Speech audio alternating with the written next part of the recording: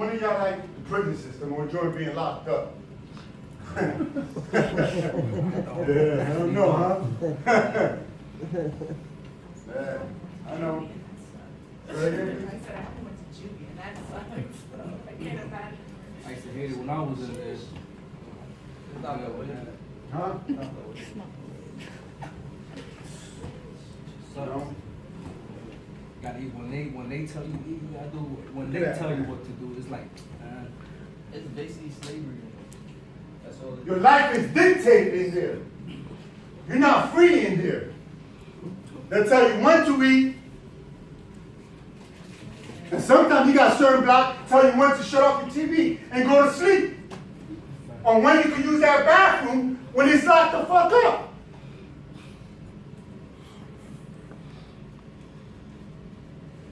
And if you have a bladder problem, you ain't gonna make it.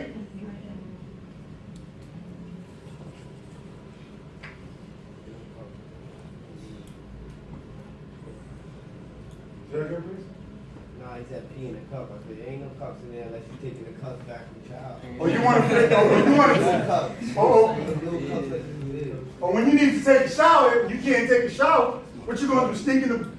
Let me tell you, man. What we used to do at NY, man.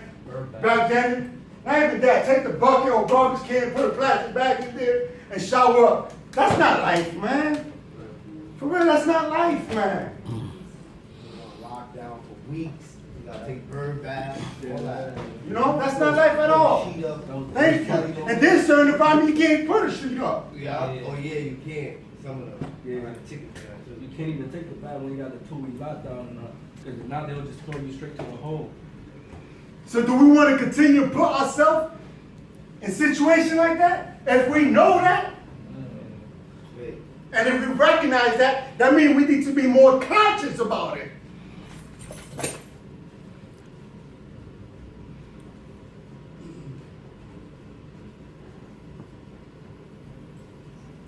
I know that feeling, man. I know that feeling, man. This is dude that I know that he did a 6-year bid and came out about the same time I came out. Seen him in the street in New Britain a couple times. When I started seeing him losing some weight, and then he want to pull out a lot of money, I said, son, you wild, man. You wasn't about with the good people, man. People that truly cares about you. And right now what you're doing is smacking them in the face.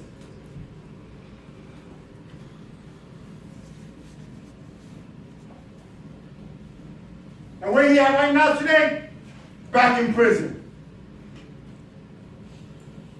Back in prison. And he called me. And I put money on that phone. And I spoke the truth. Have I put money on that phone again? Nah, I didn't. Nah, not yet. I want him to feel it, man.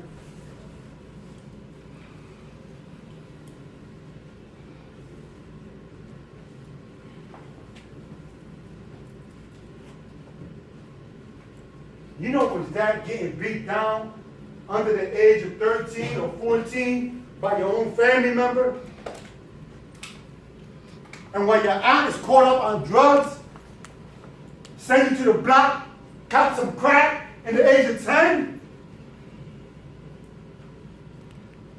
Who would do some shit like that? Somebody that's mentally damaged, man. Somebody that went through some hard shit in life. Somebody that ain't even thinking clearly.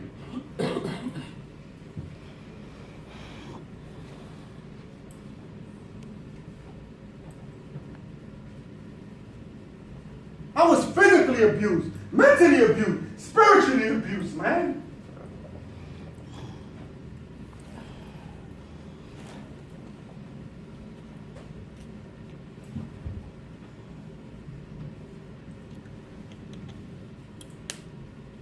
And I didn't know how to handle that, man. I didn't know who to talk about it or who to talk about it with. Do y'all think I have a son? No? How many of y'all think I don't have a son? Raise your hand, please. You don't think I have a son? You don't think I have a son? But let me tell you something, I got a 22-year-old kid. It was 6 months when I went to prison.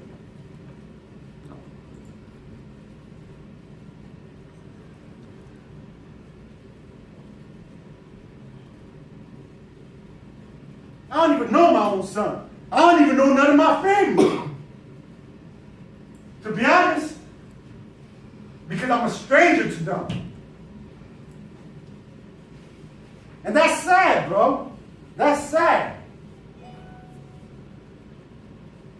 You know what's that after we build a family relationship again? Come on, man. That hurts. I burned a lot of bridges throughout my life, man. That I'm doing my best. I'm not trying. That I'm doing my best to rebuild. And it's going to take some time.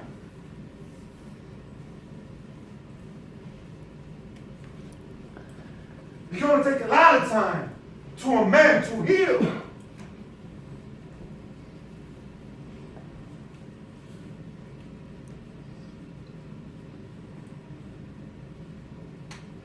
We all have responsibilities in life. We all have choices in life. We all have potentials and gifts. We just got to dig deep.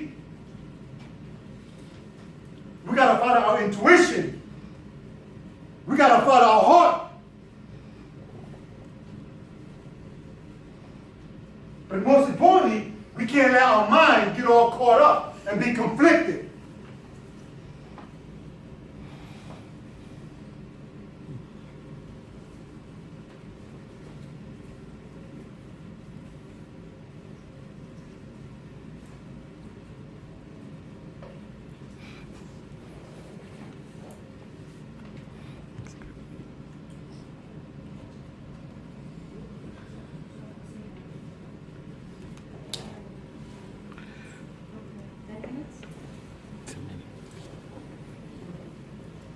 Could open it up. Questions, comments? What are you guys thinking about? Where are you guys? I can only see the backs of your heads. Yeah. Yeah, not the right place to be. What's that, JG? Not the right place to be. Because I know how he feels, but he been more time, so I could feel what, because I've been locked up too. And I got my brother who's in gang jail right now. I got family in there for life. I got my boys who doing 15 years, so I feel it. I got my mother in there right now. I'm getting there for a girl. And you miss her. That hurts, man. She got locked up when I was at the age of like 7. That hurts, man. That hurts, man. Not to be able to have your mother around, man. That's some true pain, man. I wasn't even seeing my mother like that in the prison system. I wasn't even seeing my grandmother like that in the prison system. I did the bit basically alone. Even when I was out there, I did things alone. But it came in a point in my life that I had to accept responsibility, man up, build that core, and say, you know what, man? Let me tell you something. The world could be this big, man. But if you have a purpose and a destination, you need this room to operate. That's all we need. Forget what's going outside of that world, outside of that, man. Because there's too many distractions. There's so many things that are taking place that we could all get caught up in.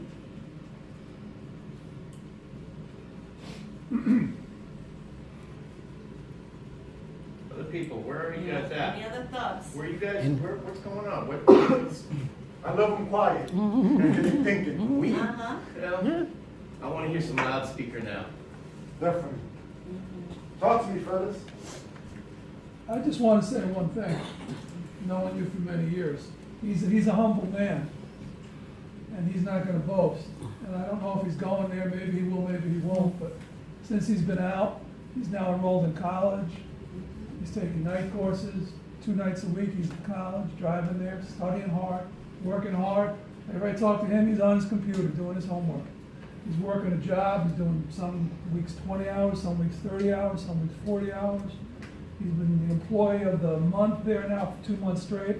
They love him, they're giving him all sorts of responsibility. So he might not tell you that, but that's how much he's turned around his life. That's how strong his focus and resolve is. Something clicked. I don't know if you guys know the word epiphany. Yeah, so he had an epiphany. An epiphany is a realization that blows you away, that changes your life. He had that.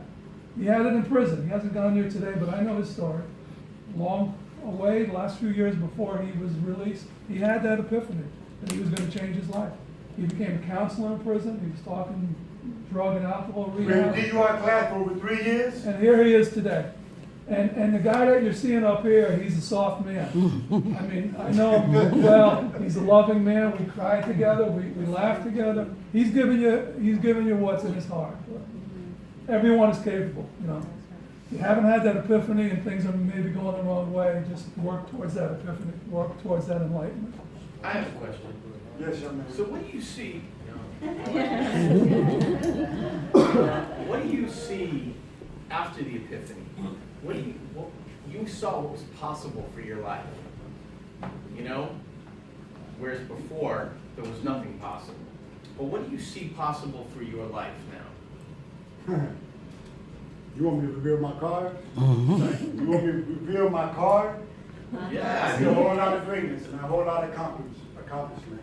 All right? But like really, like Really? like paint us a picture of what's possible for your life. Well, What do you want now? what I want now? Yeah, what do you- I mean, if I want now, as a result of as a result of all this, right? What I really want is to become a professional counselor and, you know, be a motivational speaker. Right now, I've been in Baltimore Avenue. I went to the Waterbury Center, and because that's Waterbury's the environment I grew up in. So I went to the rec center over there in Waterbury. I talked to a young guy over there, let him see the video, you know, and brought in the avenue so I could speak more to the students, especially where I come from. I can't forget the environment I came from. You know, that was supposed to be my street, you know, and it's just me giving back to the youth. That's what my heart desire at the moment. That's what I want to do. That's what I'm going to do because I'm not going to try to do it. That's my plan. You know, I just have to continue to remain focused, keep my destination going, and continue implementing things in life. Yes, young lady. Wow. Yeah. Pretty nice. All at once. How do you stay focused? How do I stay focused? What is your strategy? Because there's, like you said, there's lots of distractions out there. And those distractions range from, you know, hunger, stability at home, having a place to stay, relationships, girlfriends, boyfriends, Peer pressure. right? What do you, yeah, weed, marijuana. You know, so how do you stay focused? And in addition to how you stay focused, what do you do when you realize you're veering off the path? I have to step back. I have to step back and I have to, you know, ask myself, okay, am I slipping? Because I know in the beginning, you're doing good. Now, it's easy to get caught up on things, right? It's easy to be influenced by our surroundings and stuff like that. But the reality part about it, when you allow yourself to slip and get caught up, it's going to take you off your purpose. So for me, I step back. Like I tell my wife, listen, babe, I need some time alone, whatever. I need to reflect certain things, and I bring myself back. You know, that's just the strength within myself. That's why I say, you know, I have to keep the path I'm walking as to this is the room I need. Whatever is taking place, you know, outside of that, I'm good. You know, because I have a purpose and I want to continue to strive for myself and be somebody that I want to be, especially if I have plans, especially if I've been through some shit that I don't want to go through anymore because I know that pain, that struggle, that adversity, that obstacle, that, you know, your darkest moment and stuff like that. I don't want to go through that no more. I believe that I have suffered tremendously enough where I don't need to put myself in that situation. So that's where it comes. You have to start taking responsibility. You have to think about the consequences more often and stuff like that and just keep it moving forward. Whoever don't like you, so be it. Whoever got love for you, then that's what it is. You know what I'm saying? Because you're gonna have fake love, you're gonna have real love. The people that have real love for you is actually gonna stick by your side. But the people that have fake love, they're actually gonna start separating themselves little by little because they're gonna see that you ain't gonna be distracted. They're gonna see that they can't take you off your course. Yes, young lady.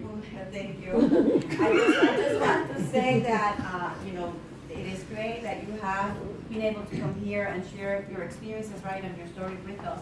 Because some of our young people, they all have experiences and they can all relate with some of the things that you have presented. I know that some of them, as you can see, have been to jail. Some of them come from very dysfunctional families and they were even abandoned by parents and raised by some other people. I know that your childhood, it seems to me like, from 1 to 5, you have no memory, and the fact that you began to do the things that older people do at the age of 8 really tells me that you really didn't have that foundation, and that was also missing in your life as well. It's all about decision making, and I love the fact that you're taking responsibility, right, for the part that you played in everything and in terms of the choices that you made. Some of our students basically are struggling also with their decision making. They know that the things that they're doing is not getting them to where they need to be.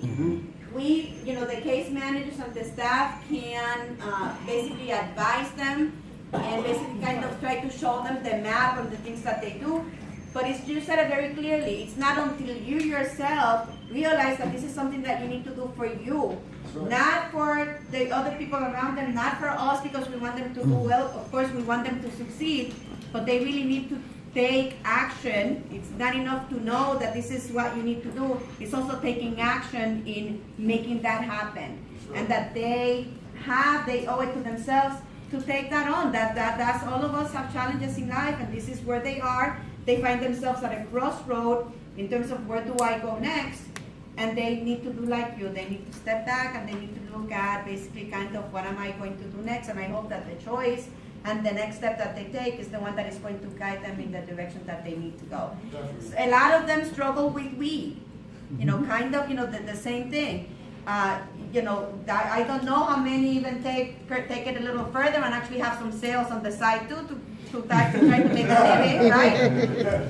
But, this is the reality. This is the reality that we're in. So, I hope that they don't make the choice, and, for those of them that at the moment have your clean records, kind of to find themselves in that spot, because now they have heard from you what the clear picture awaits for them if indeed they end up incarcerated. So, we talked about kind of the message, but everything that you say basically touches upon everything. And then most of all, we use the word resilience when the students are going through mental toughness, because no matter what, just like elastic, right, we all have to bounce back from everything that happens in life. And you're a great example of what resiliency means. Thank you, young man. I have a question.